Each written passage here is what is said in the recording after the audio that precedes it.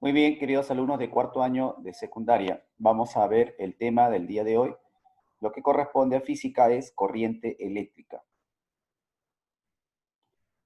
Bien, se llama corriente eléctrica a todo movimiento de partículas cargadas a través de un medio, ya sea este sólido, líquido o gaseoso. ¿Correcto? Muy bien, entonces aquí llamamos corriente eléctrica al movimiento de partículas cargada a través de un medio, ¿no es cierto? Generalmente se van a dar en el medio sólido, pues, ¿no? En la vida cotidiana generalmente lo vamos a ver en el medio sólido, ¿no?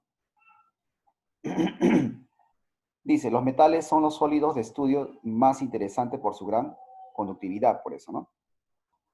Los átomos de los metales tienen electrones que se arrancan con poca energía. Cuando estos átomos se agrupan para formar red atómica que constituye el metal, lo hacen dejando casi libres a estos electrones, que se comportan en algunos aspectos como si fueran un gas, denominado frecuentemente gas electrónico. Si se somete el conductor a la acción de un campo eléctrico, los electrones se ponen en movimiento, ya que toda carga situada en un campo eléctrico tiende a moverse dentro de él. A este flujo de electrones a través del metal producido por el campo eléctrico se le llama corriente eléctrica. Muy bien, entonces quedó claro. Todo flujo de electrones en un medio, ¿no? En este caso partículas o electrones, vamos a decir así, viene a ser entonces corriente eléctrica. Bien, dice, en el caso de los gases el comportamiento guarda una cierta semejanza con el de los metales. Todo gas está generalmente compuesto en átomos neutros y átomos cargados. A estos últimos, según sea su carga positiva o negativa, se les llama iones positivos o negativos. Positivos o negativos. Al someter dicho gas a la acción de un campo eléctrico, los iones se ponen en movimiento, desplazándose los iones positivos en sentido contrario a los negativos, ¿no? Este movimiento de iones es la corriente eléctrica. Esto sucede generalmente, pues, de repente en los focos LEDs o de repente en los fluorescentes, ¿no? Ese fenómeno ocurre básicamente en ello, ¿no? Movimiento de los electrones en un conductor metálico sometido a un campo eléctrico E, ¿no?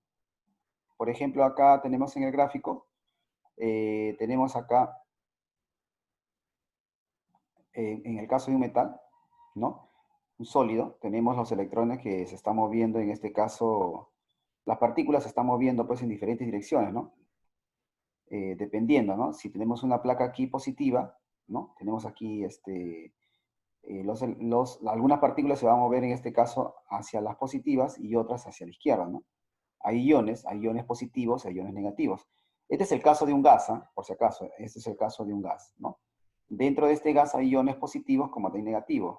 Los positivos se van a ir hacia la placa negativa, ¿no? Los negativos se van hacia la placa positiva, ¿no?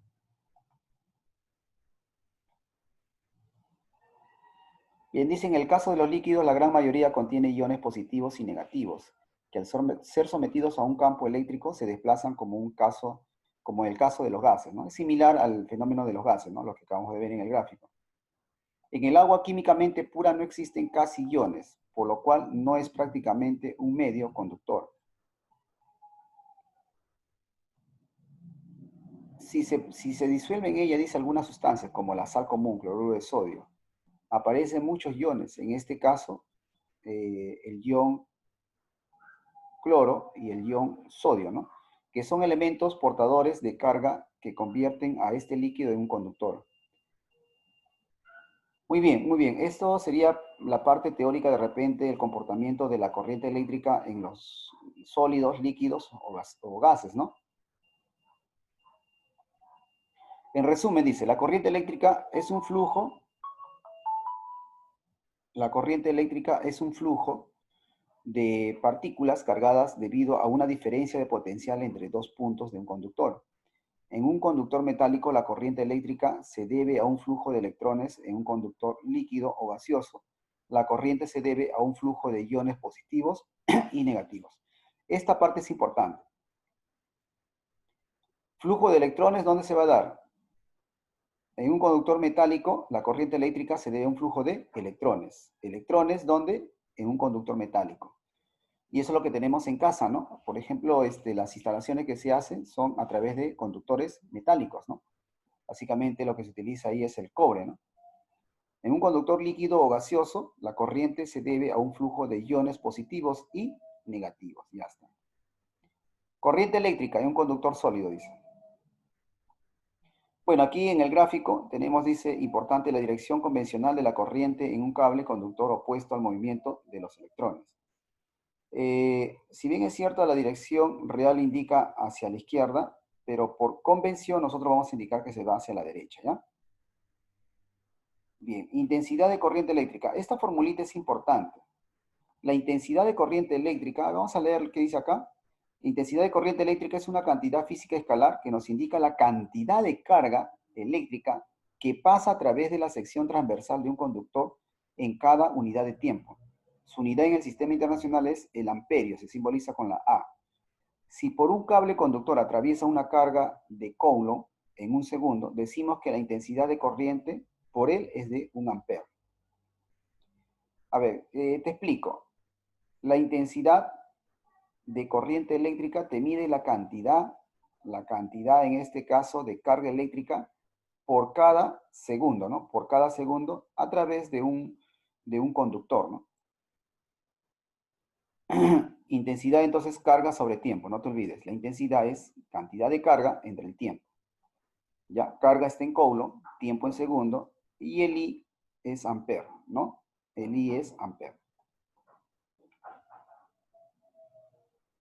Siguiente fórmula, tenemos también la resistencia eléctrica. Dice, se entiende por resistencia eléctrica a la oposición que presenta un material o sustancia al paso de una corriente eléctrica. La unidad de la resistencia eléctrica en el sistema internacional es el ohm, ohmio, ¿ya? A ver, entonces, quedó claro esta parte, ¿no? Dice que es la oposición que presenta un material o sustancia al paso de una corriente eléctrica. Por ejemplo, acá tenemos una resistencia, ¿no? Dice, es un filamento. El filamento de un foco está hecho de un tungsteno, perdón, que ofrece una gran oposición al paso de corriente, de tal manera que se pone incandescente, ¿no? Ya está. Muy bien, entonces la resistencia se va a medir en ohmio. ¿Qué viene a ser? La oposición, ¿no? La oposición que presenta un material o sustancia al paso de una corriente eléctrica.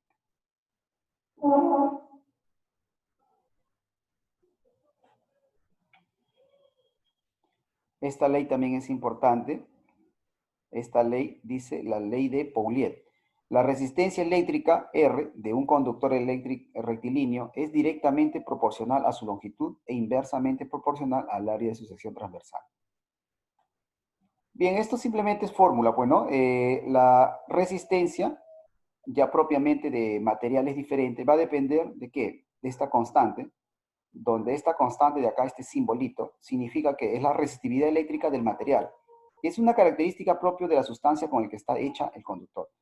Esta es una constante que depende de cada material, ¿no? Cada material tiene su propia, en este caso, resistividad, ¿no?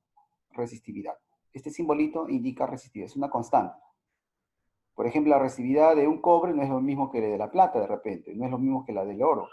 Son diferentes. Entonces, él va a variar según el material. Va a tomar un valor según el material. L es la longitud del alambre o del conductor.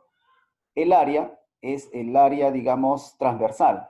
Imagínate tú que coges una tijera o de repente un alicate y cortas un alambre, por ejemplo, un cable normal que tú hayas visto en casa. Cortas un cable y miras de repente el corte, hay una sección transversal, como un circulito que aparece ahí que se ha cortado, ¿no? Esa área, imagínate que ese circulito es este puntito negro. Ya, esa área viene a ser justamente este A, ¿no? A es el área de esa sección, ¿ya? De esa sección. Ahí está, ¿no? Mira, acá hacemos un corte, esto viene a ser el área. L es la longitud, ¿de acuerdo? Y R es la resistencia que va a tener, ¿no? La resistencia que presenta este material, ¿no? Bueno, acá tenemos algunas resistencias ya conocidas, ¿no? Por ejemplo, acá tenemos del cobre, que es 1,7. es bastante menor, ¿no? A ver, ¿quién tiene poca resistencia? Ven en esta tabla. A ver, 1,7 es el cobre, luego tenemos la plata, es 1,5. Quiere decir que la plata muestra menor resistencia, o sea que por la plata puede pasar más rápido la corriente. Efectivamente, pero tendríamos que cablear toda nuestra casa de repente con, en vez de cobre, con plata. Pero la plata es un material muy costoso. Es por eso que se cablea con cobre. El más usado es el cobre, por si acaso. Muy bien, aquí tenemos parte ya de ejercicios, que eso lo vamos a ver en el Zoom, ¿ya? Eso lo vamos a ver en el Zoom. Entonces, importante para ustedes, para todos, es que nos aprendemos básicamente estas formulitas, ¿ah? A ver, ¿qué formulita debemos conocer? Básicamente son dos, ¿ah? Q es igual a I por T. Este T puede pasar a multiplicar. Y tendrías Q igual a I por T, o sea, KIP. ¿Te acuerdas de KIP? ¿No? O también I es igual a Q sobre T, ¿no? Da lo mismo. Primera fórmula. Segunda fórmula, esta formulita acá. Resistividad, o resistencia, perdón, es resistividad por longitud sobre área, ¿de acuerdo? Esas dos formulitas básicamente es lo que debemos tener en cuenta, ¿ya? Muy bien, hasta ahí la clase teórica. Luego ejercicio ya vamos a verlo pues en el Zoom, ¿ya?